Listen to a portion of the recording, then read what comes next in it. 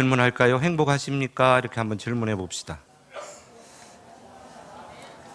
네, 그 답변을 해 주셔야죠. 행복하십니까? 예. 그럼 이렇게 한번 질문할까요? 행복하고 싶습니까? 이렇게 한번 질문해 보십시오. 예. 그럼 다 웃으면서 아멘 하시네요. 여러분의 가정들이 행복해질 수 있길 바랍니다. 5월 달만요? 가정의 달만? 예. 우리 한국 사람들은 이벤트가 강해서 뭔가 특별한 미션이 있으면 그때만 하고 쉽게 잊어버리는, 우리가 가장 듣기 싫어하는 이 냄비 근성, 이 냄비 신앙들이 사실은 존재합니다. 여러분이 뚝배기 신앙으로 변화되기를 간절히 바랍니다. 오늘 오전에도 결혼에 대한 이 부분 들었고, 지난주에도 결혼과 이혼에 대한 부분도 들었고, 오늘 또 그 처녀의, 또 아니면 결혼과 재혼에 대한 부분들을 함께 나누려고 합니다. 이 결혼 문제를 다룰 때면 조금은 이제 조심스럽습니다. 왜냐하면 그것을 잘못 오해할까봐 조금 걱정이 되는 주제이기는 하지만, 하나님의 말씀을 그대로 전할 때 모두 다 시험에 들지 않고 은혜를 경험할 수 있기를 바랍니다. 지난주 고린도 교회의 결혼과 이혼의 문제에 대한 사도 바울의 답변을 우리 주디오 목사님을 통하여 들으셨습니다. 오늘은 처녀의 결혼 문제와 재혼 문제에 대한 답변을 말씀하고 있습니다. 처녀의 결혼에 대해서 바울의 입장은 분명히 얘기합니다. 나는 그것을 주께 받은 계명이 없다. 사도 바울은 수많은 계명들을 받은 사람입니다. 그런데 이 계명에 대해서는 받은 적이 없다라고 말합니다. 이 계명이 중요하지 않아서일까요? 그렇지 않습니다. 이 계명은 굳이 계명을 받지 않아도 누구나 하나님 앞에서 선택할 수 있는 그러한 일이기 때문입니다. 여러분 결혼할까요, 말까요? 알아서들 하세요. 그죠? 이런 거예요. 이 결혼은 하나님께서 주신 선물이에요. 그러니까 받는 것이 마땅합니다. 근데 오늘 여기에서 보면 혼자 지내는 것이 더 좋다라고 얘기하는 거예요. 혹시 독신의 은사를 가지신 분들은 힘을 얻을 수 있길 바랍니다. 네. 비웃지 마시고요. 정말. 왜 그러면 이 혼자 지내는 것이 좋은 건가? 그 원인을 알아야 될 것 아닙니까? 결혼해보니까 너무 힘들더라. 그러니까 혼자 살아라. 이것이 아닙니다. 남자의 홍기가 지나서 혼자 되고 나이도 많고, 아니면 남자가 여자가 없어서 혼자 산다? 그래서 독신? 그것도 아닙니다. 이 독신은 하나님께서 주신 은사입니다. 하나님께서 주셔야 이것을 감당할 수 있어요. 그리고 독신의 은사는 하나님의 목적과 계획이 그 안에 들어 있습니다. 그래서 환경 따라 독신주의 이것이 아니라 하나님께서 주신 분명한 목적과 비전, 스스로 주님을 위해서 기쁘시게 하기 위한 것이라면 여러분 그것을 한번 도전해 보기를 원하는 마음으로 사도 바울은 혼자 지내는 것이 좋다라고 말했습니다. 그것은 목적이 되는 것은 뭐냐면 주를 기쁘시게 하기 위함이었다라고 말합니다. 그것이 주님을 기쁘시게 하는 것이라면 그것을 선택할 수 있다라고 하는 것이죠.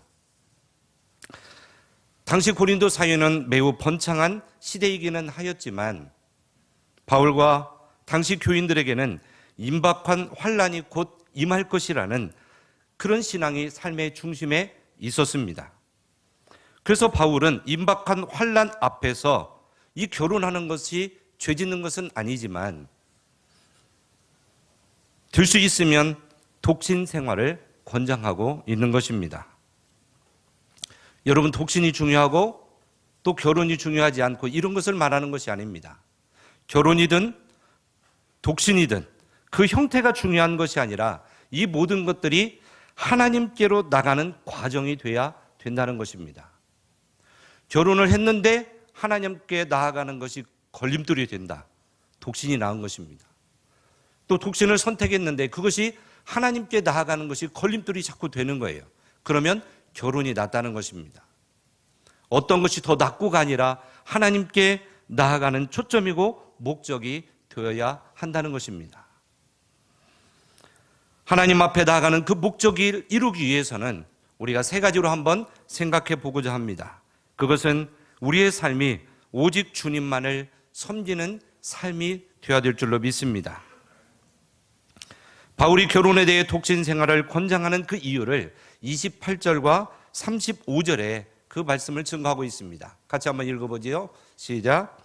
그러나 장가가는 처녀가 시집가는 것 아니요. 이런 이들은 육신의 고난이 있으리니 나는 너희를 아끼느라. 장가가는 것도 죄 짓는 것이 아니다라고 말하고 처녀가 시집가는 것도 죄 짓는 것이 아니다라고 말합니다. 그런데 여기서 뭐라고 합니까? 이렇게 장가가는 사람들에게 육신의 고난이 있을 것이라고 얘기합니다. 이 고난을 받을 것을 뻔히 알면서 결혼하라 말하지 않고 내가 너희를 아끼기 때문에 혼자 지내는 것이 좋다라고 말하는 것입니다. 여기서 말하는 육신의 고난은 결혼해서 갖게 되는 고난, 이것을 의미하는 것은 아닙니다. 35절도 한번 같이 읽어보도록 하겠습니다. 같이 읽지요. 내가 이것을 말함은 너희의 유익을 위하며 너희에게 올무를 놓으려 함이 아니니 오직 너희로 하여금 이치에 합당하게 하여 흐트러짐 없이 주를 섬기게 하려 함이라. 여러분, 표준 새 번역에서는 여기서 흐트러짐 없이라는 그 단어를 마음이 헛갈림이 없다라고 번역을 했습니다.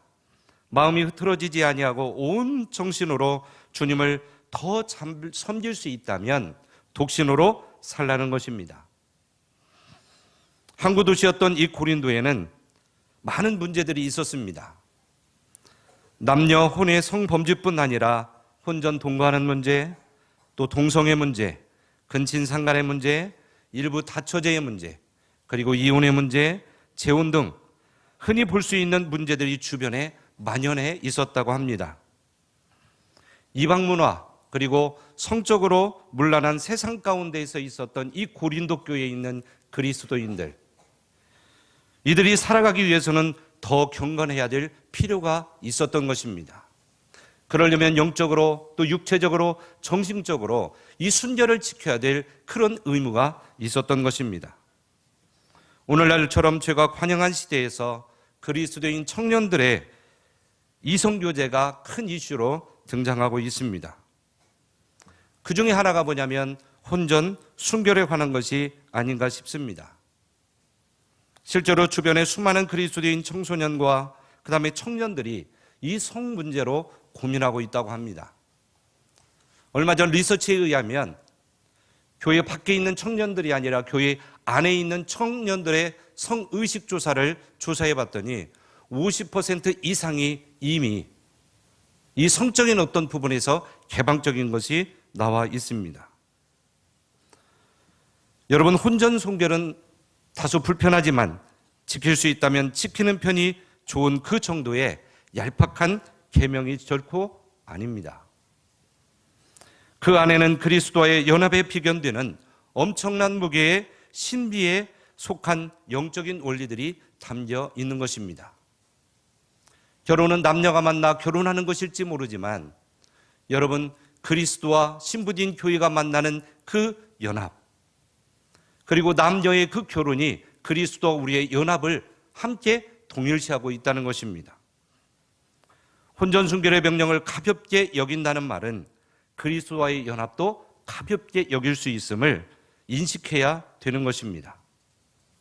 오늘 오전에 들었던 것처럼 이 결혼이란 것, 영적인 연합, 정신적인 연합, 그 다음에 육체적인 그 연합이 그리스도 안에서 온전한 연합이고 진정한 행복한 결혼 생활을 할 수 있다라고 배웠습니다. 그런데 그리스도 안에서 온전한 연합이 되기 위한 이 연합의 문제가 무엇부터 시작합니까? 여러분, 영적인 연합부터 시작되는 것입니다. 영적인 연합, 그 다음에 혼적 정신적인 연합, 그 다음에 마지막에 혼인 잔치 나팔 소리가 울려 퍼진 그 이후에 육체적인 연합이 이루어진다는 것입니다. 우리 육찰이 부활돼서 하나님 앞에 진정한 연합이 되는 그것이 마지막이라는 것이죠. 근데 요즘 세대는 그것이 정반대로 가고 있습니다. 먼저 육체적인 연합을 목표로 사귀는 사람들이 참 많이 있어졌습니다. 그리스도인들의 순결 의식이 점점 낮아지고 있다는 것입니다. 여러분, 점점 낮아지고 있다는 것과 이 세상이 점점 죄악으로 물들고 있다는 것이 비례하고 있다는 것을 여러분 꼭 기억할 수 있길 바랍니다. 이 세상이 악해지는 것은 성적인 범죄가 그 시발점이 될 수도 있다는 것이죠. 여러분, 인간은 누구든지 이 법칙에 대해서 자유의지가 있기 때문에 이 법칙을 무시할 수 있습니다. 뭐 이거 하나쯤이야 하면서 무시할 수 있어요. 그런데 그는 반드시 그 결과에 대해서 책임을 져야 됩니다. 여러분, 중력의 법칙이 있죠? 중력의 법칙은 이 높은 데서 뭐를 던지면 아래로 떨어지는 중력의 법칙입니다. 누구도 성역교육 옥상에서 밑으로 그냥 떨어지면 중상이거나 사망할 수도 있는 것이죠. 그때 어떤 한 아이가 나는 할 수 있다는 것입니다. 내 뒤에는 망토가 있어서 이것이 나를 살려줄 것이라고 이야기합니다. 중력의 법칙을 무시하고 사층에서 뛰어내렸습니다. 어떻게 되죠? 죽거나 중상을 당하게 되는 것입니다. 여러분, 자연적인 법칙을 무시하면 그 결과가 자기에게 돌아오는 것처럼 여러분, 영적인 법칙도 무시해서는 안 됩니다. 그것이 사소한 것 하나라도 이것이 도미노가 되어서 나를 무너뜨릴 수 있다는 것입니다. 영적인 법칙은 무시해도 당장 그 결과를 눈으로 볼 수 없습니다. 눈으로 볼 수 있다면 얼마나 좋겠습니까? 오늘 아이들에게 설교할 때도 죄를 지으면 하나님이 당장 혼내주면 좋겠다는 거예요. 여러분, 그러길 원하십니까? 얘기했던 애들이 아니라는 거예요. 하나님이 용납하시고 참아주시고 이해해주시고 기다려주는 것이 하나님의 은혜인 것입니다. 어리석은 죄인들은 이것을 볼 수 없기 때문에 쉽게 무시하는 경향이 있습니다. 그러나 언젠가는 반드시 그 결과에 대한 책임을 져야 된다는 것입니다. 혹시 이러한 법칙을 어긴 청년들이 있다면 지금이라도 그걸 멈추고 하나님 앞에 회개할 수 있기를 바랍니다. 그러면 하나님이 용납해 주시고 다시 한번 그 순결의 삶을 살아갈 수 있게 하실 것입니다. 이것은 결혼을 앞둔 처녀의 문제만이 아니라 가정생활을 하는 그런 남자, 여자의 문제도 있습니다. 모두 다 하나님 앞에서 이 순결을 지켜야 될 때 그 가정이 또한 결혼할 그 남녀가 행복한 결혼 생활을 할 수 있다는 것입니다. 영적 법칙을 깊이 인식하고 하나님의 말씀에 순종하는 지혜로운 삶을 살아갈 수 있기를 바랍니다. 두 번째는 종말론적인 삶을 살 때 주님을 기쁘시게 할 수 있다는 것입니다. 우리 29절을 한번 같이 읽어보도록 하겠습니다. 같이 읽지요. 형제들아, 내가 이 말을 하노니 그때가 단축하여진 고로 이후부터 안에 있는 자들은 없는 자 같이 하며. 아까 26절에 보니까 임박한 환란이라고 말합니다. 그 다음에 오늘 본문에서 보면 29절에 보면 그때가 단축하여진 고로. 그때는 어느 때입니까? 임박한 환란의 때입니다. 그 다음에 31절에 보면 이 세상의 외형은 지나감이러라. 마치 종말을 암시하는 그런 말씀을 하고 있습니다. 바울은 26절에서 말하는 임박한 환란, 그 다음에 그때가 단축해졌고 그리고 육체의 고난이 있을 것이라고 말하면서 이 결혼에 대해서 한 번쯤 생각하고 독신을 권장하고 있는 것입니다. 여러분, 이 말씀은 총체적으로 보면 주님의 재림을 의미하는 것입니다. 그러나 그것만 의미하는 것이 아닙니다. 당시에 소아시아 그 일대에는 큰 지진이 일어났다고 합니다. 여러분, 지진은 우리에게 좀 와닿지 않지요? 그러나 가까운 일본이나 아니면 캘리포니아 그것을 보면 땅이 흔들리고 진도 8.0이 되면 정말 죽음에 이르는 무서운 재앙이 지진입니다. 그곳에는 크고 작은 지진이 있었고 다가오는 어떤 기근들이 있었습니다. 여기서 임박한 환란이라는 것은 이 지진에 대한 그리고 기근에 대한 환란을 1차적으로 말하고 있습니다. 또한 15년 뒤에 로마가 예루살렘을 침공해서 모든 것을 다 쓸어버리는 그런 환난과 하나님의 진노가 임할 것이라는 그런 예언적인 것을 포함하고 있는 것입니다. 여러분, 만약에 내년에 전쟁이 일어난다면 여러분 결혼하겠어요?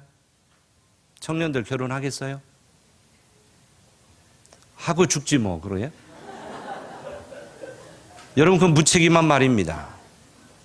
여러분, 진짜 곰곰이 생각한다면 여러분, 전쟁이 만약에 일어난다고 생각해 보십시오. 여러분, 나 혼자라면 그래도 도망가기 쉽잖아요. 아내, 또 자녀들.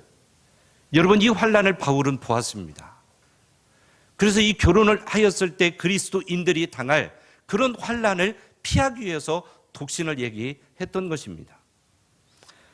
그냥 혼자 사는 것이 좋으니까 주님을 더 열심히 하니까 이런 의미가 아니라 이런 환난에 대비한 성도를 아끼는 마음속에 이 독신을 말씀하고 있는 것입니다. 누가복음 21장 23절에 보면 그 날에는 아이 벤 자들과 젖 먹이는 자들에게 화가 있으리니 이는 땅에 큰 환난과 이 백성에게 진노가 있겠음이로다. 여러분, 종말론적인 신앙을 산다는 것은 주님이 언제 다시 오실지 모르지만 그날을 준비해서 살아간다는 것입니다. 여러분, 주님이 다시 오실 것을 기억하고 살아가는 사람은 그 삶이 거룩합니다. 그 사람이 경건합니다. 그 삶이 영적일 수밖에 없는 것입니다.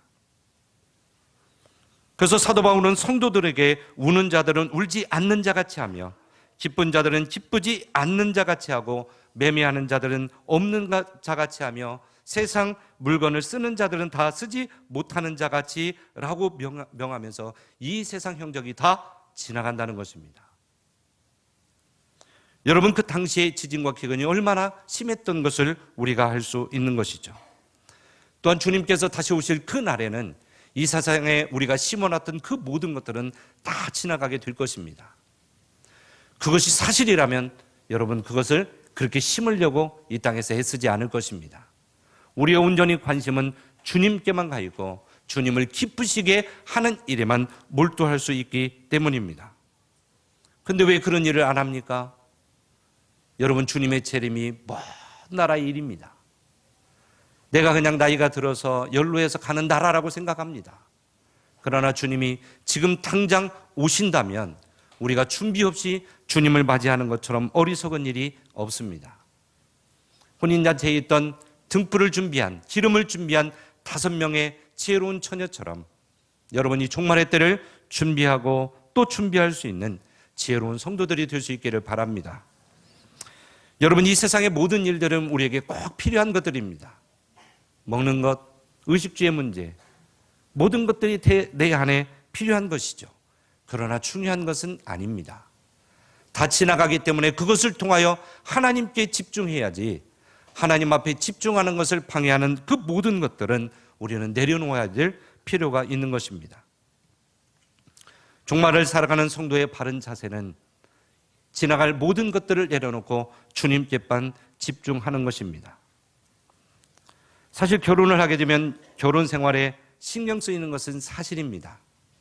나 혼자 지낼 수 있는 것이 함께 의논해야 되고, 그리고 자식들이 생겨나면 그 안에 또 많은 투자를 하게 됩니다. 여러분, 우리 교회는 어떤지 모르겠습니다. 다른 교회 가면 성도들이 참 많이 없습니다. 헌신자들이 적어진다는 것입니다. 실질적으로 없고요. 그리고 물어보면 다 직업을 가지고 일을 한다는 것입니다. 그래서 왜 일합니까? 했을 때 자녀 학원비, 여러 가지 환경의 이유를 댑니다. 그만큼 이 결혼 생활은 많은 고난과 아픔을 동반하고 있는 것입니다.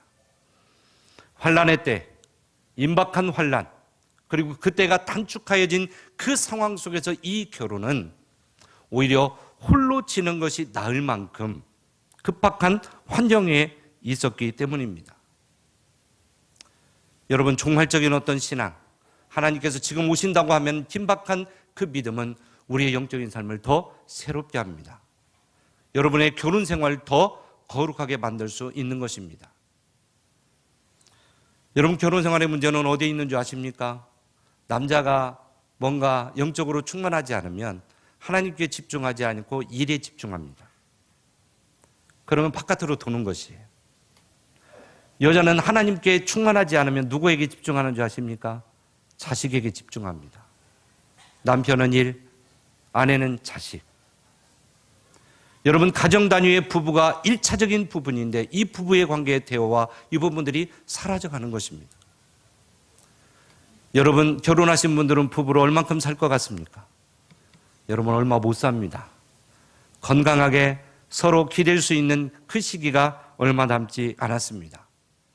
우리가 정신을 차리고 근신하여 깨어 기도할 것이 주님을 맞이하는 재림뿐만이 아니라 우리의 결혼 생활도, 결혼을 앞둔 처녀 총각조차도 우리가 깨어 있어야 됩니다. 왜냐하면 마귀는 우는 사자처럼 우리를 삼키기 때문입니다. 여러분, 엊그저께죠. CBS에서 이 신천지가 한 3, 4만 명 집회를 했다는 얘기 들어보셨습니까? 여러분, 그것을 보고 참 안타깝기도 하고 때로는 두렵기도 하고 정말 정신을 차려야 된다라고 생각했습니다. 왜냐하면 가까운 지인의 가정이 이 신천지 때문에 풍지박산이 났기 때문입니다. 여러분, 얼마나 무서운지 모릅니다. 영적으로 깨어있지 않으면, 여러분, 영적으로 정말 가정을 지키지 아니하면 무수히 들어오는 사단의 공격이 있다는 것입니다. 베드로전서 4장 7절을 한번 같이 읽어보도록 하겠습니다. 같이 읽지요. 만물의 마지막이 가까웠으니 그러므로 너희는 정신을 차리고 근신하여 기도하라. 우리는 계속해서 만물의 마지막을 예고하고 있습니다. 근데도 오지 않는 거예요. 오지 않으면 사람은 타락하게 되어 있습니다. 마지막 때를 긴장하며 사는 사람들은 거룩해지지만 그때가 아직은 아닐 거라고 안심하는 사람들은 하나님 앞에 영적인 삶을 살아낼 수가 없는 것입니다. 여러분, 종말의 때가 가까이 왔음을 기억하고 결혼한 결혼 기혼자들은 정말 주님을 향해 신실하게 섬기고 결혼을 앞둔 우리 처녀 총각들은 정말 주님의 거룩한 또 순결한 신부를 준비하고 결혼을 하시기 바랍니다. 하지 못해서 독신이 아니라 정말 독신의 은사가 있다면 그것으로 또한 지낼 수 있기를 주님으로 축복합니다. 마지막은 종말의 시대를 살아가면서 주님을 기쁘시게 하는 삶을 살아라는 것입니다. 혼자 된 사람에 대한 권면도 있습니다. 재혼하는 것이 결코 죄는 아닙니다.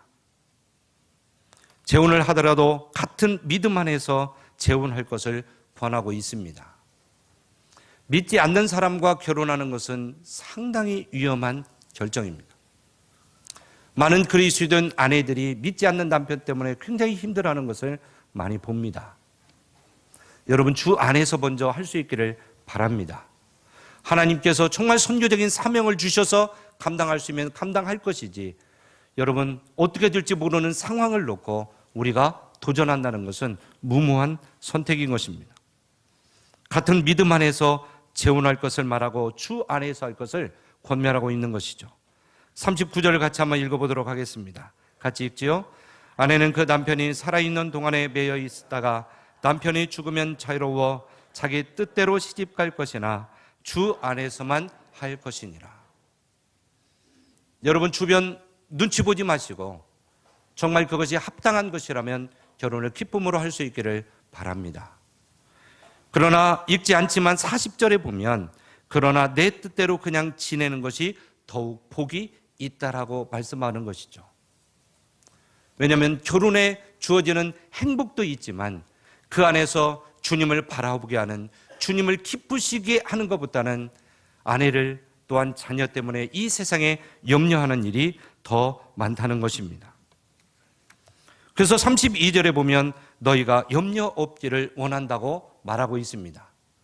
장가가지 않는 자는 주의 일을 염려하여 어찌하여야 주를 기쁘시게 할까 하지만 결혼한 사람은 아내의 일로, 자녀의 일로, 그 다음에 결혼 일로 세상 일에 분주할 것을 이야기하고 있는 것입니다. 여러분, 마음이 갈려지면 주님을 기쁘시게 할 수 없습니다. 결혼 생활에서도 마음을 갈려지면 주님 앞에 나아가는 것이 거침이 되는 것입니다. 여러분, 부부싸움을 하면 하나님 앞에 예배가 되던가요? 저는 안 됩니다. 부부싸움을 했을 때는 하나님 앞에 나아가는 것이 불가능합니다. 그래서 하나 되는 것이 필요합니다. 여러분, 하나 되는 것은 내 의지가 아닙니다. 우리가 주님께 붙어 있을 때 이 두 사람이 하나가 되는 것입니다. 여러분, 결혼의 원형은 깨어졌습니다. 행복할 수가 없습니다. 하나님께서 맨 처음에 주셨던 그 결혼의 복은 사람이 범죄함으로 다 깨어져 버렸습니다. 그러나 그리스도로 인하여 그 결혼이 회복이 되었습니다.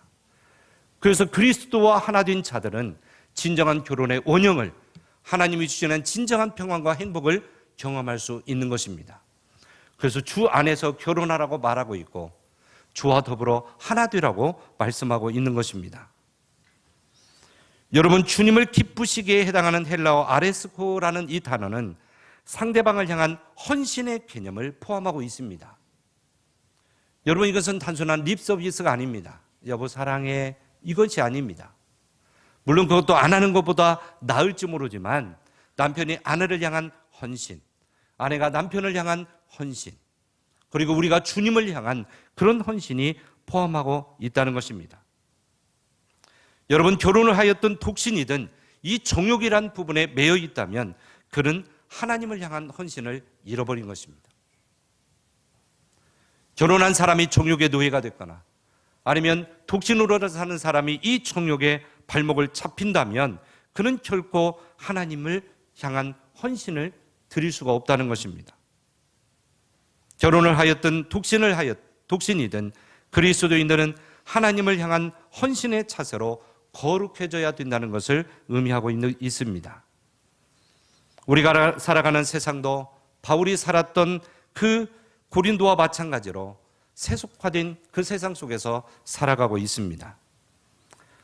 세속화된 이 세대의 내 몸을 맡기는 그 흐름대로 따라가는 그런 인생들이 아니라 오직 주님을 기쁘시게 하기 위해서 내 마음을 흐트러 놓지 아니하고 주님이 오실 날이 가까이 왔음을 우리가 인식하고 종말적인 신앙을 가지고 살아갈 수 있는 우리 성령교회 성도들이 될 수 있기를 바랍니다. 형편에 따라 주님을 섬기는 것이 아니라 어떤 환경 속에서도 주님께 집중하고 결혼을 했든 독신이든 온전히 주님을 기쁘시게 하는 그 일에 헌신할 수 있는 우리 성도들이 될 때 주님께서 다시 오실 때 잘하였다, 착하고 충성된 종이라 칭찬받을 줄로 믿습니다. 우리 같이 찬양하며